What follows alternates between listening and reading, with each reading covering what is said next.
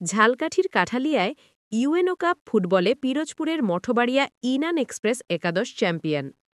H M Nasir Uddin, Jhalakathi প্রতিনিধি। ঝালকাঠির কাঠালিয়ায় ইউএনও কাপ ফুটবল টুর্নামেন্টে পিরোজপুরের মঠবাড়িয়া ইনান এক্সপ্রেস একাদশ চ্যাম্পিয়ন হয়েছে। মঙ্গলবার বিকেলে উপজেলা পরিষদ মাঠে অনুষ্ঠিত ফাইনালে তারা কাঠালিয়া উপজেলা ফুটবল একাডেমি একাদশকে টাইব্রেকারে ৩-২ গোলে পরাজিত করে। খেলা শেষে বিজয়ী এবং রানার আপ দলের হাতে পুরস্কার তুলে দেন কাঠালিয়া উপজেলা নির্বাহী কর্মকর্তা জহিরুল ইসলাম। এছাড়া প্রাইজ মানি হিসেবে বিজয়ী দলকে ৩৫,০০০ টাকা এবং রানার আপ দলকে ২০,০০০ টাকা প্রদান করা হয়েছে। ফাইনাল খেলায় স্থানীয়দের সাথে দেশের বিভিন্ন স্থান থেকে আসা খেলোয়াড় ছাড়াও নাইজেরিয়ার ৫ জন ফুটবলার অংশ নেন। আকর্ষণীয় এই খেলা দেখতে মাঠের চারপাশে বিপুল সংখ্যক মানুষ ভিড় জমায়। টুর্নামেন্টে বরিশাল বিভাগের বরগুনা, পিরোজপুর এবং ঝালকাঠি জেলার ৮ উপজেলার ৮টি দল অংশগ্রহণ করে।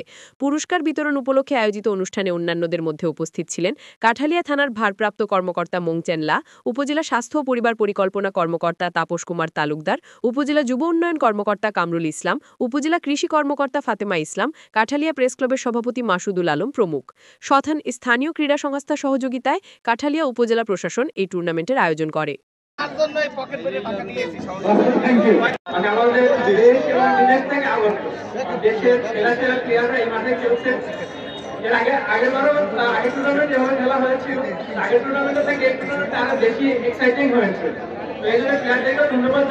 অনেক ভালো খেলেছেন এবং দেশের বিভিন্ন প্রান্ত থেকে এখানে এসে কাঠালিয়া এবং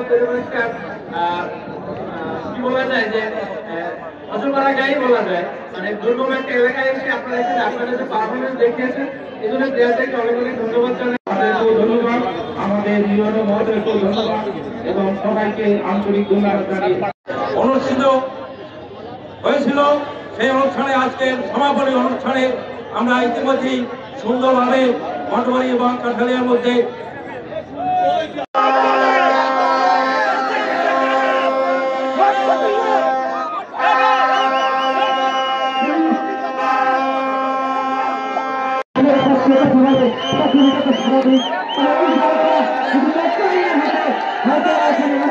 ব্যাডমিন্টন ক্রিকেট টুর্নামেন্ট সব মিলিয়ে কাঠালিয়া ইউনো মহোদয় নাকি আমরা এক একটি স্টাইলে ডিগবাজির মতো কিছু আনন্দ আমরা পেতে থাকি।